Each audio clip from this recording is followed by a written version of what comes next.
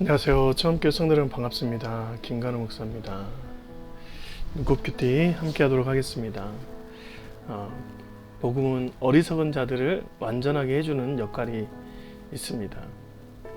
세상에서 진짜 잘난 사람도 하나님 앞에서 나아가면 잘났다 표현 못하고 그냥 한낱 잘난 척 하는 것밖에 되지 않습니다.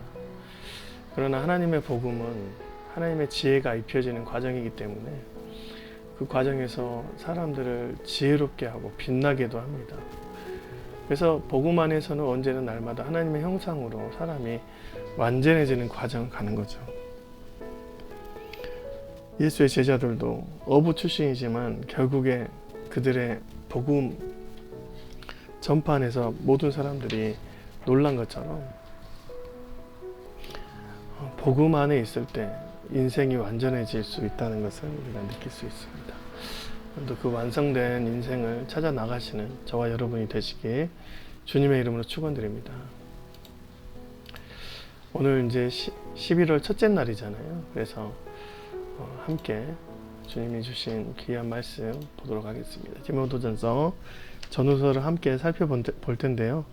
이 디모데 전후서를 통해서 이제 새롭게 한번 신약의 말씀을 보도록 하겠습니다. 디모데의 전후서는 바울이 젊은 목회자 디모데에게 에베소에 머물면서 그 지역을 부탁하며 지역에 있는 수많은 어려움들을 해결해 나가라고 하면서 전도 여행 중에 남겨놓고 온 목회자입니다. 그 목회자에게 편지를 보내는 것이죠. 3절 내가 마게도냐로 갈 때에 너를 보내어 에베소에 머물라 한 것은 어떤 사람들을 명하여 다른 교훈을 가르치지 말며 신화와 끝없는 족보에 몰두하지 말게 하려 함이라. 이런 것은 믿음 안에서 있는 하나님의 경륜을 이름보다 도리어 변론을 내는 것이다.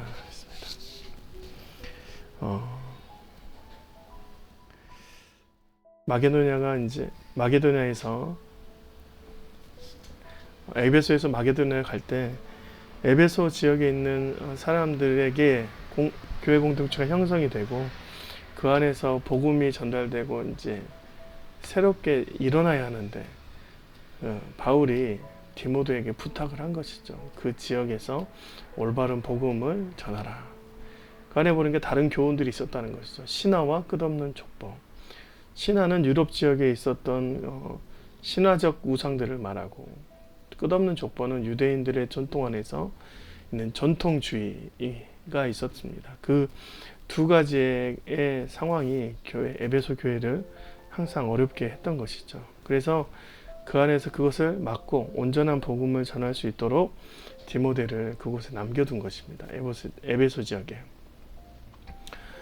이런 것은 믿음 안에서 하나님의 경륜을 이름보다 하나님의 놀라운 하나님의 창조의 세계에 대한 묵상을 이루는 것보다 오히려 변론을 내는 것이다. 이렇게 말하는 거예요. 복음은 변론 되지 않습니다. 복음은 인간의 세상에 와서 그들을 이기려고 변론하지 않아요. 세상의 복음으로 하나님 나라가 임하면 변론되는 것이 아니라 감동됩니다. 감동돼요. 이것이 맞네 틀리냐가 아니라 하나님 앞에서 온전히 감동이 됩니다.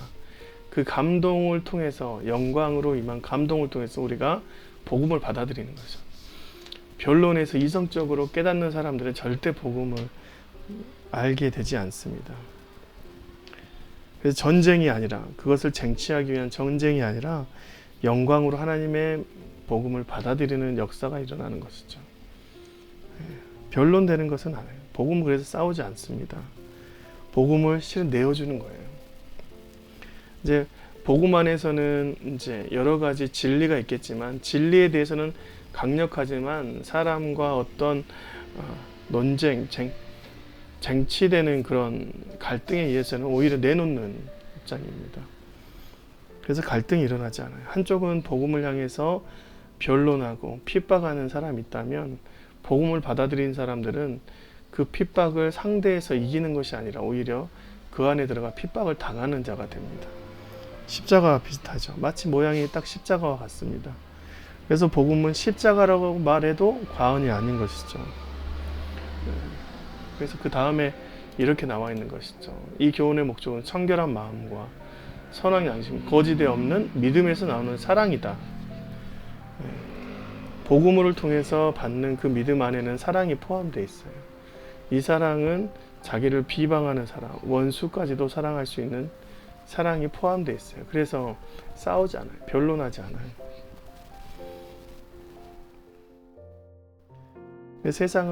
사랑으로 세상을 바라보는 사람들이 복음이 그것으로 지금 들어가서 변론하는 복음을 전하는 것이 아니라 디모데에게 사랑으로 나타내는 십자가의 복음을 전하라, 이렇게 이제 말하는 것이죠.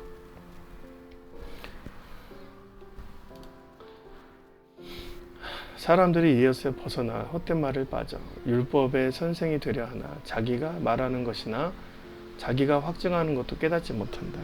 그러니까 잘못된 것들을 가르치고 그것을 변론하는 사람들한테는 결국에 자기가 무슨 말을 하는지도 모를 만큼 확증이 되지도 않게 되어서 막 헛된 말을 하고 있다는 것이죠.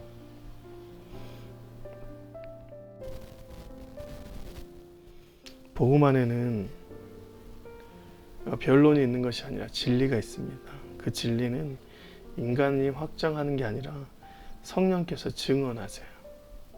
성령께서 말하게 하시고 성령이 확증하십니다. 그래서 성령 하나님의 증언으로 인해서 완벽한 진리가 도출되기 때문에 복음을 받아들이는 자들은 자신의 인간적인 학식이나 지식의 정도로 말하는 것이 아니라 하늘의 지혜를 말하는 거예요.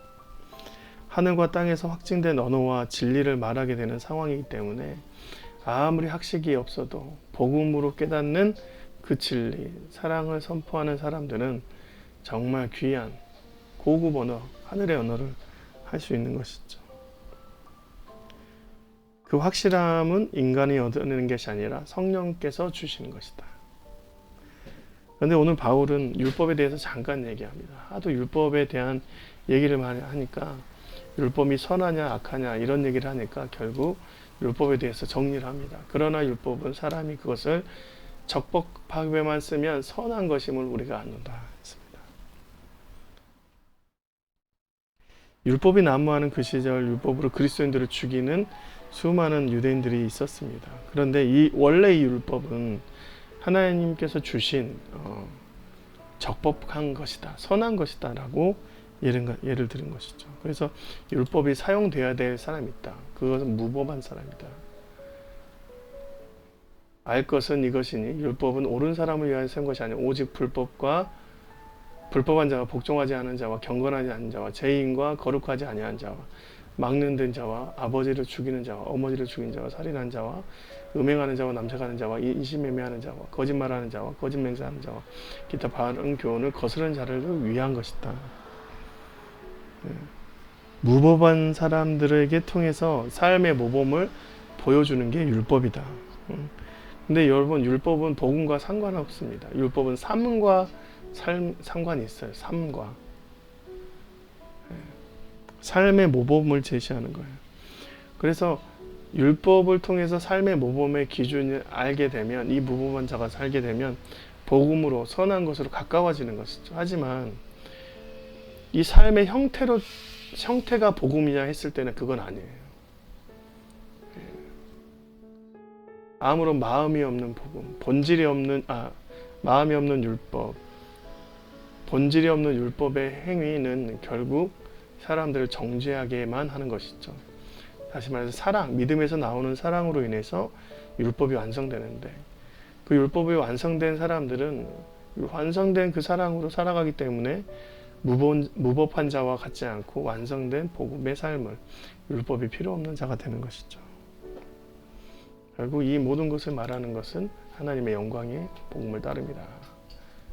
이렇게 되어 있습니다. 이 교훈은 내게 맡기신 바 복되신 하나님의 영광의 복음을 따릅니다. 바울은 지금 복음을 따라서 지금 그들에게 말하고 있다, 이렇게 말하는 거예요. 여러분, 복음을 통해서 우리는 하나님의 진리를 깨닫게 됩니다. 그 진리를 통해서 우리는 하나님과 더 가까워지고 어느 누구하고도 싸우지 않아도 그 복음이 정말 완전하게 전달될 수 있는 상황을 하나님께서 연출해 주시는 것이죠.